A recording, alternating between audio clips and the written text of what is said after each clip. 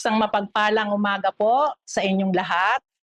Ngayon po ay nasa ika-83 araw na po tayo ng atin pong 100 days devotion and prayer. At sa umaga pong ito, nais ko pong ibahagi sa inyo ang isa pong aral, mensahe na idadalhin po sa atin ng Panginoon. Bago po tayo magsimula, tayo lang po yung manalangin. Dakilang Diyos, samahan niyo po ako, Panginoon, sa akin pong pagbabahagi sa umagang ito. Ikaw po, Lord, ang siyang patuloy na gumabay at magpumatnubay, Panginoon, sa akin. Sa pangalan ni Jesus. Amen. So, ang title po ng atin pong pagbubulayan ay Boldness in Proclaiming Christ, or lakas ng loob na ipahayag ang ating Panginoong Hesukristo. At ang talata po na ating pagbabatayan ay mula po sa Gawa, Kabanatang 4, talatang 31 na ganito po ang sinasabi. Pagkatapos nilang manalangin, nayanig ang pinagtitipunan nila. Silang lahat ay napuspos ng Espiritu Santo at buong tapang na nangaral ng salita ng Diyos.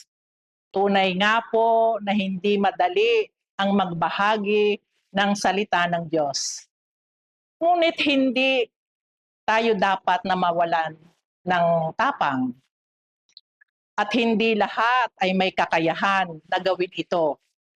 Meron po akong 3 puntos na nais na ibahagi sa inyo sa umagang ito. Number 1, recognizing the need for boldness.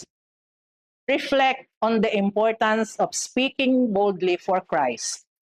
Pray for courage in situations where sharing the gospel may be challenging.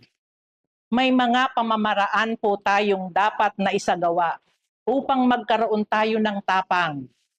Alalahanin natin na ang ibinigay sa atin ng Diyos ay espiritu ng katapangan, hindi ng kaduwagan. Number 2 po, praying for filling of the Spirit.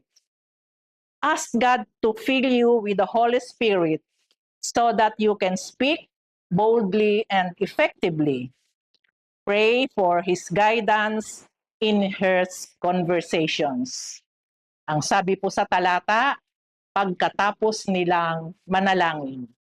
So napakahalaga po na unahin natin ang pananalangin.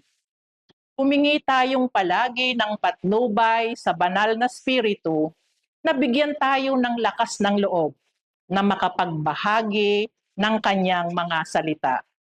Then number 3, supporting fellow believers.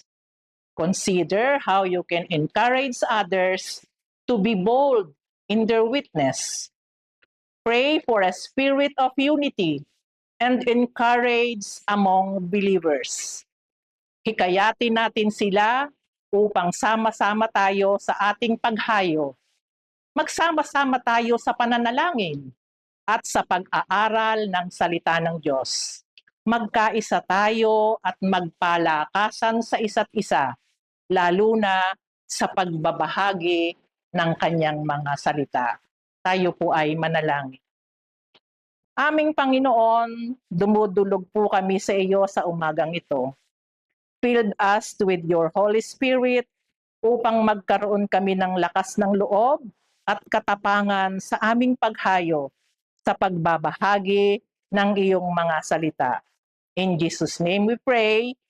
Amen. Maraming salamat po sa inyong lahat. Muli po, magkita-kita po tayo bukas sa pagpapatuloy po ng ating 100 days devotion and prayer. Sa Diyos po ang papuri.